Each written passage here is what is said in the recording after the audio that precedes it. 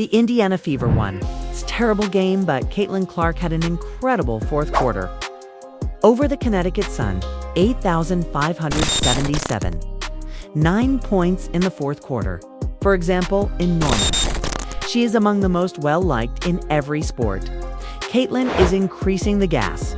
Caitlin was excellent. Caitlin is the reason you live and die. Because of her influence and seriousness about the game, Caitlin Clark will win. She is the one who attracts attention.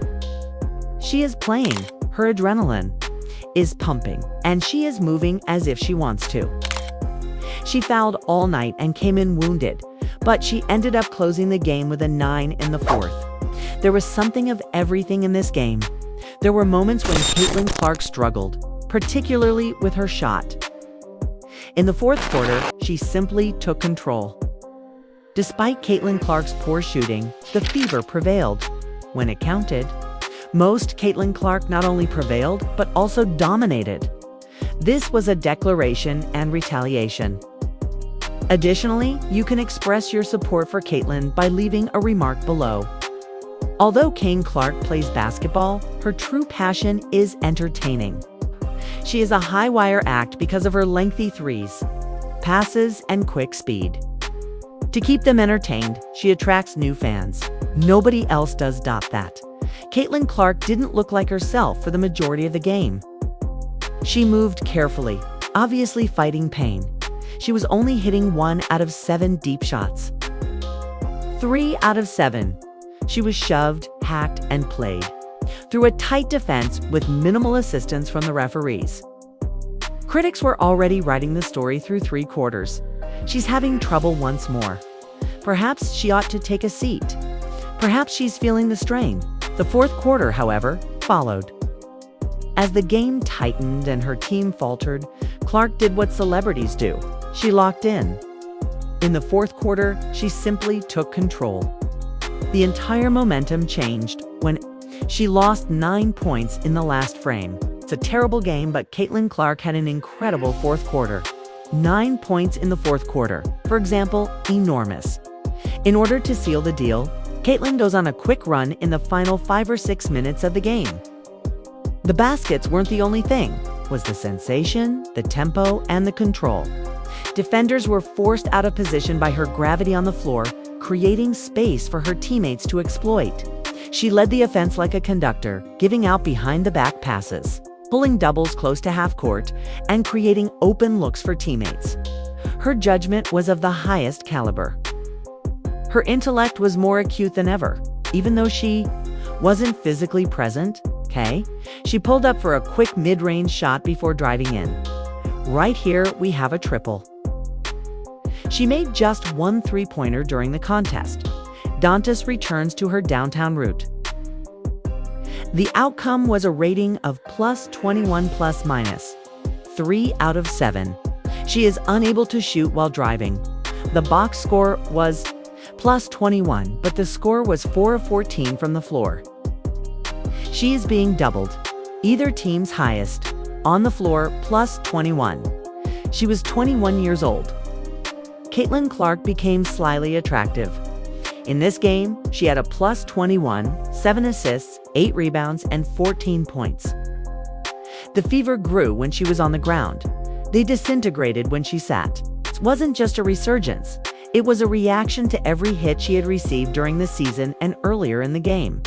As Clark reminded everyone, you can't teach heart and you can't silence greatness.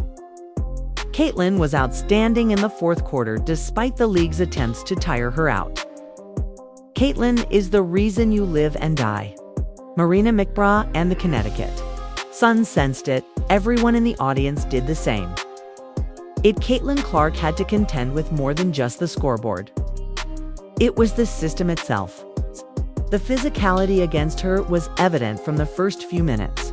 It wasn't merely a bump. She had been beaten. It didn't matter if it was on or off the ball. Mid-drive, arms yanked, jersey seized, shoulder checked. Smart defense was not being played by the defenders. They were expressing opinions not to avoid. Receiving a technical, Caitlin Clark had to be physically dragged away from the referees. And the referees repeatedly remained silent. The whistle never came, not even when her body was checked to the ground or pounded in anguish. This was nothing new. It has persisted throughout the season. However, it felt personal in this game. Late in the game, there was a point at which Clark eventually broke. She glared at the official who had disregarded yet another foul and yelled, "Grow up! Grow up," she ordered the referee. Agnes Scott attested. Caitlin Clark told the referee just that. She told the referee to mature. He said, it was embarrassing for the refs. Well, Caitlin Clark became enraged after the referee said something to her. Earlier, she had yelled at a referee. In the middle of her shooting slump, she had kept her head down. It wasn't annoyance. Anger was seething over. And the bulk fell for the first time. She had had enough of being polite. She had had enough of acting like this was all a game. It was seen by the fans. Her teammates did the same. Her brother even called it out online. Because Sophie Cunningham was hit in the head and it wasn't called, she performed brilliantly off the bench WNBA referees, that is. He posted this, but Caitlin Clark's brother brought it up. Says on the reffing, don't get me wrong, declared categorically that this caliber of officiating was intolerable. Furthermore, he was correct because it wasn't Onlear guarding Clark. Aaliyah Boston was struck in the face with a fist. Sophie Cunningham was shoved out of bounds without a whistle after being elbowed in the head. I'm not sure how Tina Charles managed to get away with hitting Aaliyah Boston in the face once more. The officials refused to protect the Fever starters, and they were all punished. Leah Boston was sent to the ground by Tina Charles, who kind of squared off with her. It will gradually come to a boil. However, Clark always manages to every game is the worst. And while it's obvious that it's just one individual, I can understand if everyone was being hacked. It's Clark. Instead of being regarded like a budding star, she is treated like a target. Like a person the league wants to test rather than shield. Are the referees paid to officiate the game, or are they paid to ensure that Clark is battered and manhandled throughout the Indiana games? She never pleaded, though. She was never a failure. She never gave up. Even after making quick, uncomfortable rotations in and out of the game. If she continues to be benched without cause, she will never develop a rhythm. She's not happy. She remained locked in even though she was clearly limping. She responded with plays when the hits continued. Let her game do the talking when the referees remained quiet speaking, because Caitlin Clark isn't merely battling for court space. In a league that hasn't decided how to handle a player who transforms everything, she is battling for respect. There was something of everything in this game. There were moments when Caitlin Clark struggled, particularly with her shot. In the fourth quarter, she simply took control. Despite Caitlin Clark's poor shooting, the Fever prevailed. And that's the more significant reality here. She is a revolution, not simply a rookie. She's garnering more attention, press, and fans than the league as a whole has seen in years. Furthermore, it appears that the system is more concerned with making her humble than protecting that investment. Fouls are not called. She is chastised for being emotional when she pushes back, and they disregard obvious hits. You guys never stop discussing physicality. This league isn't about basketball. A basketball floor is being used to run this prison. However, this game makes a point. It demonstrated that Caitlin Clark will not back down, no matter how many elbows are thrown or whistles are swallowed. She refuses to let the turmoil get the better of her. She will overcome it. She transformed disrespect into dominance and suffering into power. They had best be prepared if the league continues to press her because she is retaliating more forcefully. She nearly caught a tech since she was hacking Clark so much. Clark was being heavily hacked by them. A tech was nearly captured by Stephanie White. It wasn't just a game that Caitlin Clark won. She completely changed the WNBA story. Once more.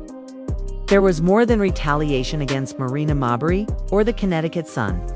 This was a broader message for the media, the league, and the ruling class. Every time she takes the court, the entire dynamic shifts, not just for her team, but for the sport as a whole. As a result, you cannot erase her or control her. First, let's look at the numbers. Clark had 7 assists, 8 rebounds, and 14 points in the end. Additionally, she performed it while hurt, under pressure, fouled, and yanked on and off the floor in exasperating rotations. Additionally, she dislikes being subject to a minute's constraint. She's obviously just hurt. That's not just effective, it's remarkable. It wasn't simply a statistic. It was plus 21 plus or minus. The reality was clearly seen. As she performed the fever flu, they fell apart when she sat. The scoreboard did not need to be dominated by her. The court was dominated by her. The defense was distorted by each item she handled. Defenders had to pick her up 30 feet from the rim due to her range. She creates opportunities for her teammates by attracting attention far beyond the three-point line. Her off-ball movement created doubles, switches, and traps that left teammates Sophie Cunningham, Natasha Howard, and Kelsey Mitchell with frank glances they wouldn't have otherwise received. This Fever team was saved tonight by Sophie Cunningham, 4 of 6, Natasha Howard, 8 of 11, and Kelsey Mitchell, 8 of 13. Highlight assists are not what those are. They are high IQ gravity plays that only someone with her level of pace and spacing knowledge could create. She is more than just a scorer because of this. She is a system. Because of this retaliation isn't only about points or individual statistics, it's structural. It's not merely disproving others. Now that she's in the league, she's demonstrating that the entire paradigm can't work the same way. The league is aware of this. Let's discuss visibility. This victory wasn't your typical one. It was a moment for the country. Fever jerseys were everywhere in the crowd. Even on the road, chants exploding every time she hit a shot, and young girls wearing Clark's shirts. They weren't merely admirers, they were believers. People are attending because Caitlin Clark has made them care about the WNBA. Here is where Caitlin Clark's power lies. Before the game, this is the crowd. All of these Fever supporters are entering a Boston Road venue. Take a look at that dot. Take a look at the Fever, the Fever. Red Fever, Fever Red. Look at these tiny Caitlin Clark admirers. For the league, that is Caitlin Clark's appeal and strength. And that's precisely the reason she's under so much pressure. She does more than simply play hoops. She is carrying a league's expectations.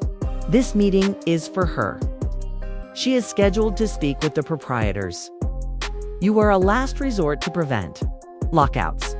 And now that she's hurt once more, the leverage is just gone. A brand that is finally receiving attention and a media machine that is unsure of how to handle it. She treats each game as though it were the playoffs. This year, she has experienced a lot. In addition to the visible pain in her groin and quadriceps, she also feels a sense of duty. Furthermore, the court is not the only source of pressure. It may be found on social media, in locker rooms, and in boardrooms. Clark is at the center of important decisions, even behind the scenes. She participates in union discussions.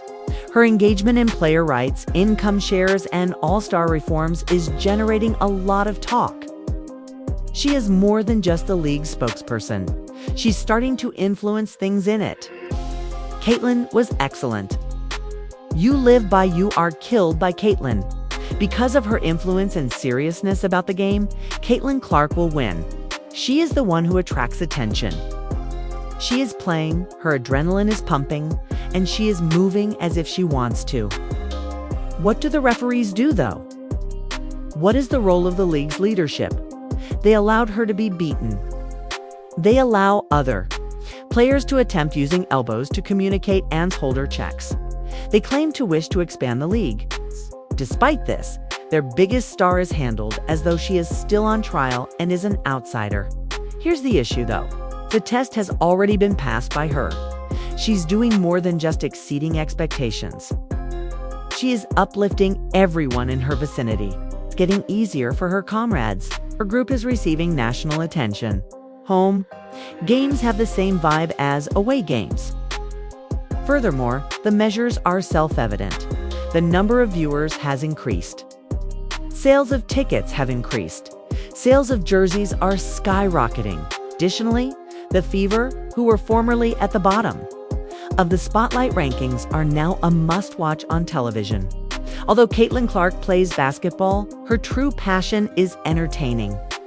The passes, the long threes, and the quick tempo. A high-wire act she is. To keep them entertained, she attracts new fans. Nobody else does that. There is only one chapter. In this revenge game, the Sun and Marina Mabrey stood in the way. They now only appear on the highlight reel. Caitlin Clark is more than simply a quarter dominator, according to the whole tale. Culture is dominated by her. Each and every foul that is not called, every hit she takes, and every time she is benched or questioned only serves to fuel the fire. And if this is how she performs when injured, unprotected, and under intense scrutiny, just think of what will happen when she is well self-assured and free to play. She has completely gone and damaged herself, so it doesn't matter how little this injury is. She now runs the WNBA. Therefore, she doesn't just belong there. The two most important lessons are Caitlin Clark's health and this team's coaching. Since she is more significant to her league than any one athlete is to theirs, she is aware of the responsibility she carries. The buzzer went off. After the game, the real commotion began, but the Fever left with a victory. Social media erupted in flames. Caitlin's brother posted, "This is on the refs. He wasn't by himself either." Videos of Clark squirming, clutching her groin, and passing out close to the stanchion went viral. The sheer weight of what she's carrying, the frustration and the tiredness. Fans sensed that it was all right there on her face. Her squad had just won because of her. In the fourth quarter, she had scored more points than Connecticut. She had thrown everything she had on them. He's holding on to that groin. She's grasping the area of her groin. She was on the bench, a towel wrapped around her head. She's in tears. She is hurting. Nevertheless, she might have hurt herself once more while doing all of things. She is attempting to injure her other groin. Perhaps she is crying because she knows she will be out for 2 weeks and will not be able to play in the All-Star game. It's not merely bad luck. She won't be playing tomorrow, in my opinion. I can't see her participating in the three-point competition or being in the All-Star match. Now, the way the league has been treating her is the exact cause of it. They simply let it happen as she is pulled up and grabbed in the middle of the court, shoved and handcuffed. Another was even more direct. They are attempting to physically harm this young lady because she is exceptional. This isn't exaggerated. It's what fans are witnessing firsthand. The video found all across. Without a call, Tina Charles struck Aaliyah Boston in the face. Caitlin was body-checked by Marina Mabrey. A blow to Sophie Cunningham's head, and the whistles remain silent. Throughout, the league continues to promote its image of expansion. But every night, their brightest star gets attacked. And voices are beginning to be heard. Even well-known voices are voicing their opinions. If 60% of the audience leaves and Caitlin is upset, how are we going to bargain for additional money? The Indiana Fever won. It's a terrible game, but Caitlin Clark had an incredible fourth quarter. Over the Connecticut Sun, 8,577. 9 points in the fourth quarter. For example, enormous Caitlin turning up the throttle is one of the most well-liked athletes in any sport. Drama isn't that. That's the truth. She's motor. TV ratings are smashing records, jersey sales are skyrocketing, and ticket sales are up because of her. They still benched her for sporadic periods of time. They're not coherent. White's offensive strategy isn't working. She was dragged in and out of rhythm, ran cold and then hot, and then questioned why she was not looking. That's the worst thing you can do if you have a muscular injury. Her mechanics are off. Even the opposition commentators stated, "There is something seriously wrong with Caitlin Clark's running mechanics." She has injured both her right and left groins, and she has now injured both groins. She bulked up too quickly, which caused her to lose her running mechanics and her long range. Shot to be completely off, the credibility of the entire league is at stake, not just Caitlin's body. She has suffered injuries to both her right and left quadriceps, and Caitlin Clark has also suffered injuries to both her groins and her quadriceps. That's because what happens when the biggest thing to hit the WNBA in decades is handled more like a problem to contain than a talent to protect. Yes. Caitlin got her revenge on Connecticut and Mabrey, but now she's demanding accountability from everyone. She was crying on the bench. The revenge narrative takes on a new meaning. She's not just proving people wrong with buckets anymore. She's forcing the league to examine itself, to face its shortcomings. You face the consequences of refusing to protect the player that's saving their future. The biggest superstar this league has ever seen has mismanaged a generational talent like Caitlin Clark. Caitlin Clark didn't ask for revenge. She earned it through pain, through fouls, through the league's silence. And all of the fans who have traveled from all over to watch Caitlin Clark play have been let down by Stephanie, Amber, and Kelly. Caitlin Clark is undoubtedly the reason why everyone is watching the WNBA and why all of these fans are tuning in. No one on this team sets screens.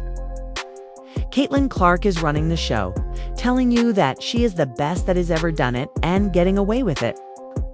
She has changed the game whistles that never came.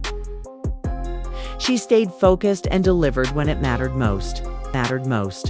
Caitlin Clark has enthralled the nation, breaking college scoring records and introducing women's basketball to a whole new audience. She is a phenomenon, not just for her baskets and assists, but for her statement that reverberates through every arena in the league. The country has fallen in love with what we have created.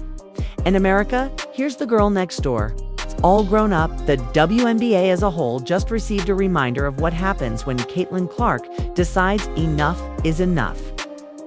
Every sport knows she's one of the most popular, and they can't keep her safe. If you're with her 100%, leave a comment, like, subscribe. And get ready, because the Connecticut Sun and Marina Mabrey felt it too. The message has been sent. But the season is not yet finished. This is run by Caitlin Clark.